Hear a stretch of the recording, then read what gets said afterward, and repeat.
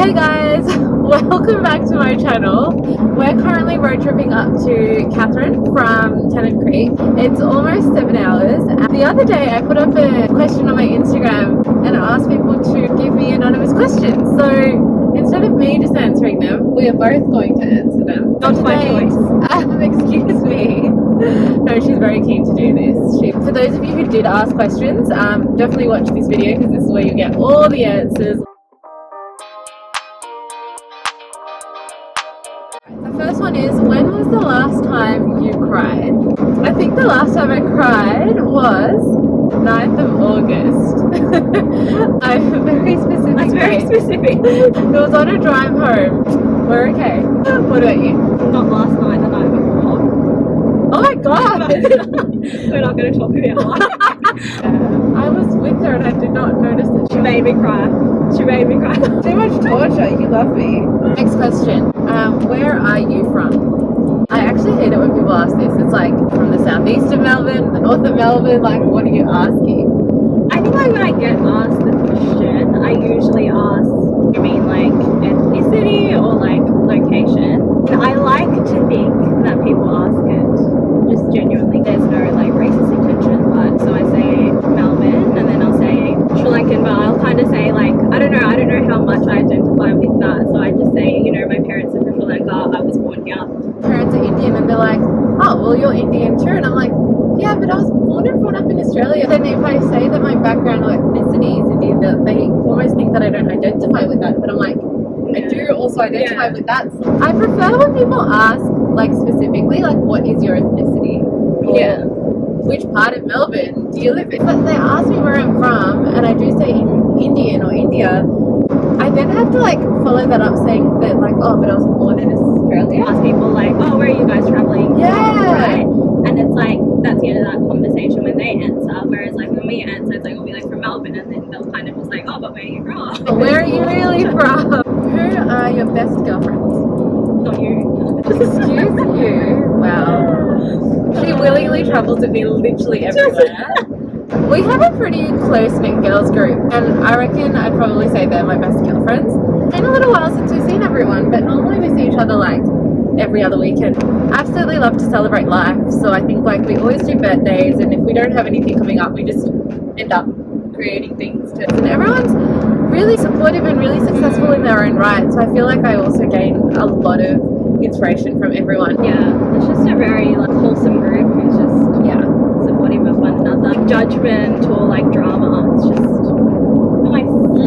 What colour's your room? I think my walls are white.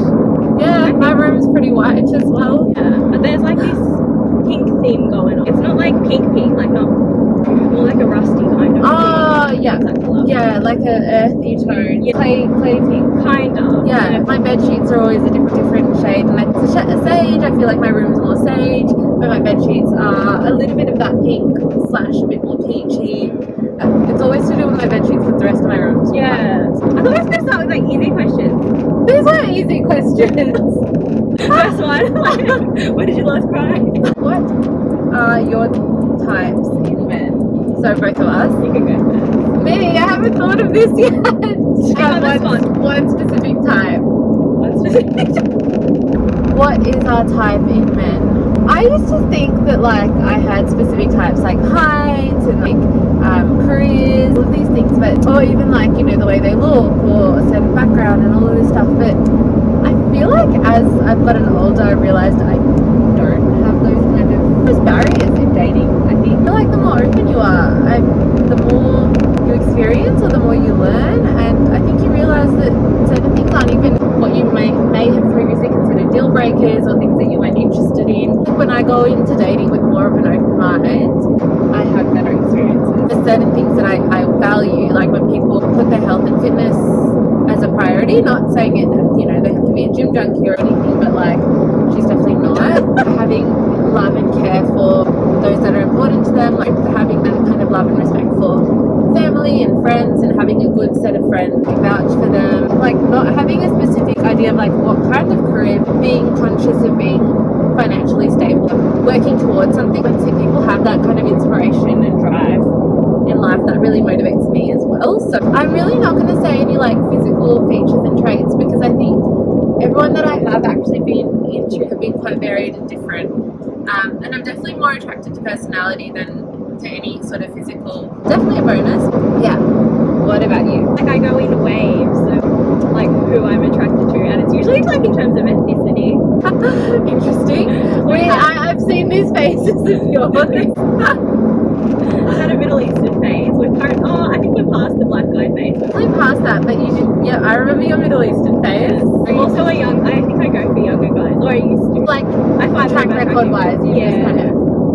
Yeah. I guess like in terms of personality or qualities, I feel like that also has changed.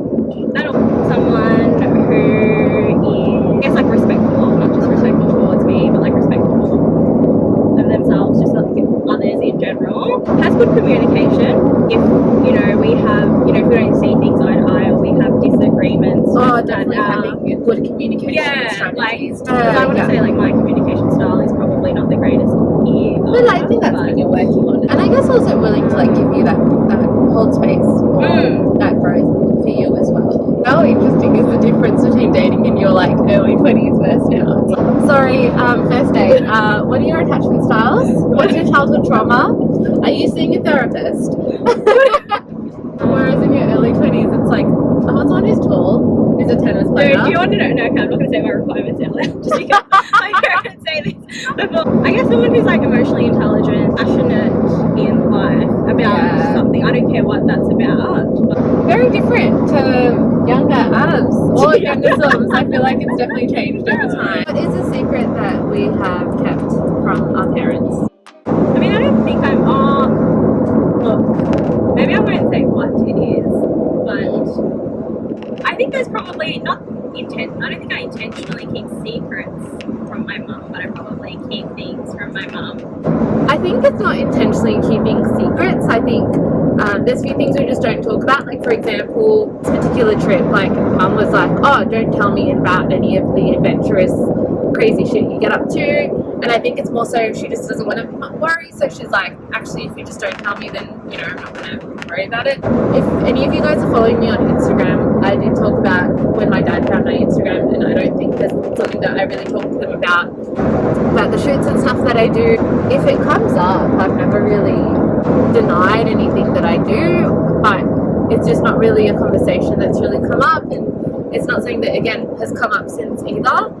In terms of dating, it's an interesting one because I think my parents are very keen to hear about this stuff now, but because of, I guess, the relationship that we have had, I'm not the most comfortable sharing it. Yeah, it's something we're working on, something I'm trying to be more open with. How tall are you? 152 centimeters. And I'm 162, so exactly 10 centimeters taller than you. But we look like the same height. No, we really don't. Even when she's wearing heels, she looks so much shorter than me. Where are your parents from? My dad is from Mumbai in India. My family is South Indian, but I think for generations they've been in Mumbai. Mum is from Madurai, which is a small town in Tamil Nadu. And my grandparents are now in Chennai, which is not a problem. I just prefer Madurai. I don't like how busy Chennai is, and being from Australia especially, I feel like I get very overwhelmed with how much is going on, so I do really like going to Madurai. My parents are both from Jaffna in Sri Lanka.